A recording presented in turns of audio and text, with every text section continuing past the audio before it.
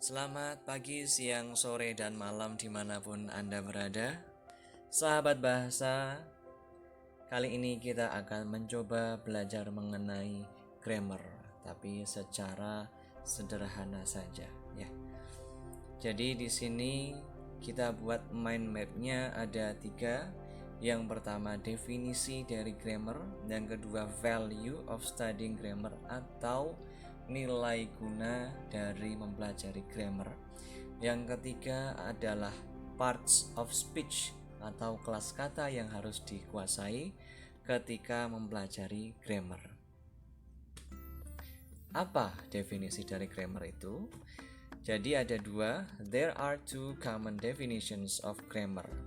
Yang pertama, the systematic study and description of language, yang dalam tanda kurung descriptive grammar.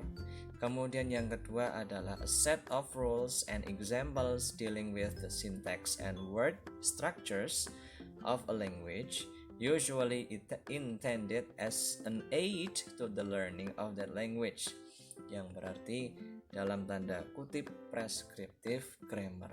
Nah, pertanyaannya apa sih perbedaan antara descriptive grammar dan prescriptive grammar? Jadi kedua jenis grammar ini sebenarnya memiliki aturan, sama-sama memiliki aturan, tetapi dengan cara yang berbeda. Adapun spesialis atau ahli tata bahasa deskriptif atau descriptive grammar itu yang disebut sebagai linguis atau ahli bahasa, mempelajari atau pola yang mendasari penggunaan kata, frasa, klausa, dan kalimat. Di lain sisi, ahli tata bahasa preskriptif atau prescriptive grammar seperti kebanyakan yaitu editor dan guru, yaitu mereka meyakini bahwa ada tata letak yang harus pakem ketika kita memakai bahasa. Jadi kalau tata letaknya benar ya benar, tata letaknya salah ya salah. Berbeda dengan tata bahasa deskriptif yang lebih mengacu pada struktur bahasa yang biasanya digunakan oleh penutur ataupun penulis. Jadi untuk yang tata bahasa deskriptif atau descriptive grammar sebenarnya tidak ada bahasa yang salah ataupun benar. Yang ada hanya bahasa yang bisa dimengerti atau tidak bisa dimengerti. Nah, di sini ada dua contoh. Yang satu adalah descriptive grammar, yang satunya lagi adalah prescriptive grammar. Mana nih yang deskriptif, mana yang preskriptif? Tentunya sudah bisa diketahui ya, yang bergaris bawah biru adalah prescriptive grammar. Kenapa? Karena dia berbicara dengan tata bahasa yang sangat baku ya, tata bahasa yang sangat baku dan secara sintaktikanya atau secara sintaksnya dia mengatakan kalimatnya dengan struktur yang sangat gramatikal sekali. Dia bilang I've written a book on grammar. Nah, satunya lagi yang bergaris bawah pink, can I see it? Nah, terus si yang bergaris bawah biru, may I see it?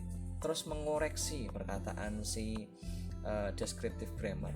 Not only that, you can keep it. Jadi yang descriptive grammar ini ngomongnya kayak kita ngomong biasa gitu. Tapi yang bergaris bawah biru ngomongnya mau nggak mau harus sesuai dengan pakem tata bahasanya. Nah, sekarang kita coba ke yang kedua, yaitu the value atau nilai guna dari mempelajari tata bahasa. Yang pertama, studying grammar may help you become a more effective writer. Jadi mempelajari tata bahasa mungkin atau sangat bisa menolongmu menjadi seorang penulis yang efektif. maksudnya efektif itu bagaimana? Maksudnya adalah kita menulis dengan bahasa yang mudah dipahami, bahasa yang sesuai dengan tata bahasa yang semestinya. Kemudian yang kedua, descriptive grammarians generally advise us not to be overly concerned with matters of correctness. Language, they say, isn't good or bad. It simply is. Jadi kalau descriptive grammarian atau ahli tata bahasa deskriptif itu biasanya menasehati kita atau memberi saran kepada kita untuk tidak terlalu over banget gitu, over banget fokus kepada permasalahan benar atau tidaknya. Mereka bilang bahasa ya sebagaimana mestinya, tidak harus bisa dikatakan baik atau buruk. Yang jelas it simply is, maksudnya ya bahasa untuk kepentingan kita ngomong, untuk kepentingan kita nulis. Tidak ada yang namanya benar atau salah dalam bahasa.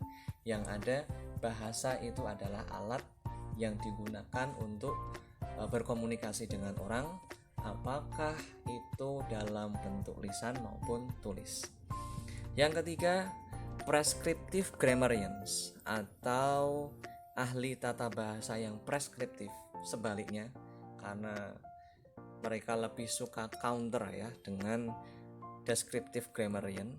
Prescriptive grammarian prefer giving practical advice about using language, straightforward rules to help us avoid making errors. Jadi ahli tata bahasa preskriptif ini lebih suka memberikan saran praktis tentang penggunaan bahasa, ya berupa aturan langsung saja untuk membantu kita menghindari kesalahan.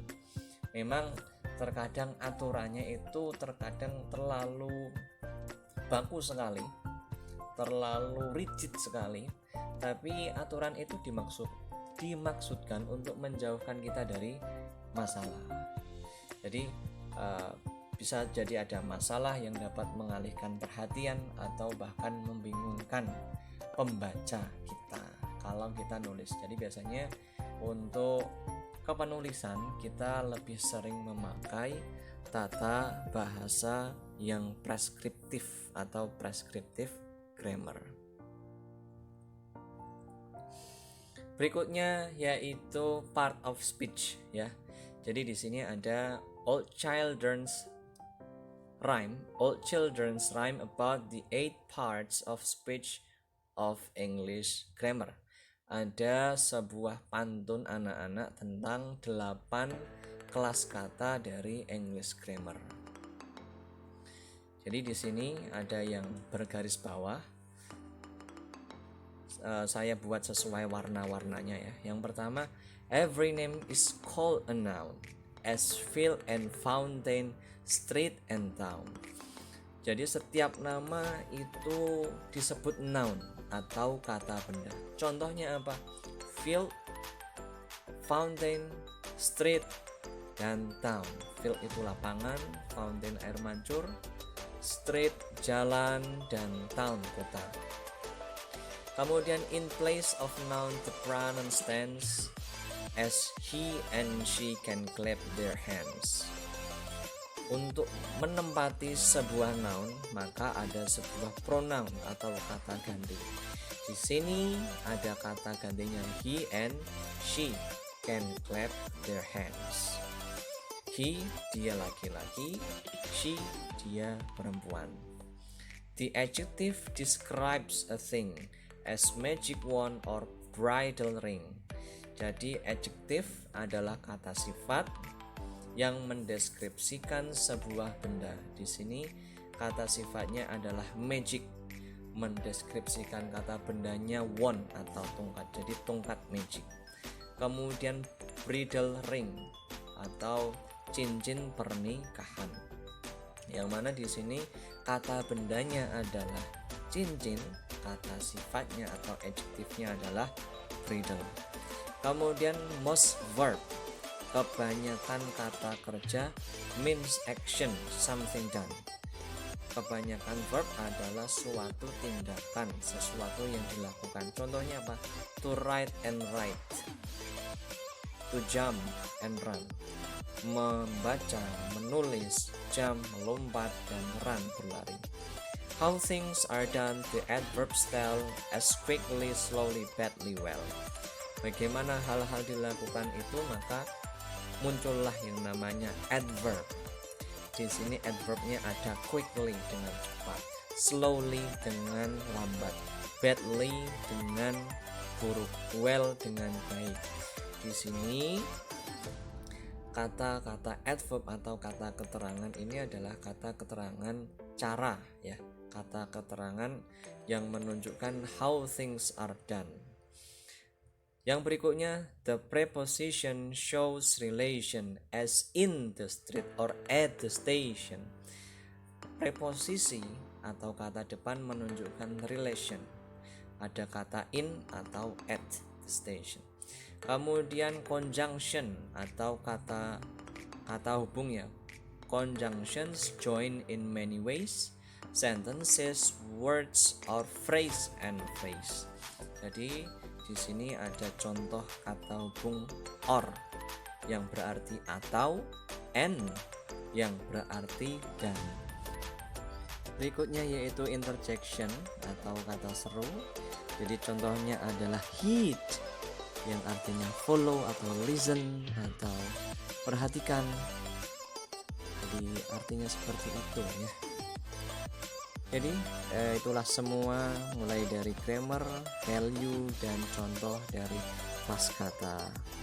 Jadi seperti itu, semoga bermanfaat, dan jangan lupa like, comment, dan subscribe di channel kita agar bisa berkembang lebih baik dan memberikan kita pengetahuan yang luas tentang bahasa Inggris. See you next time.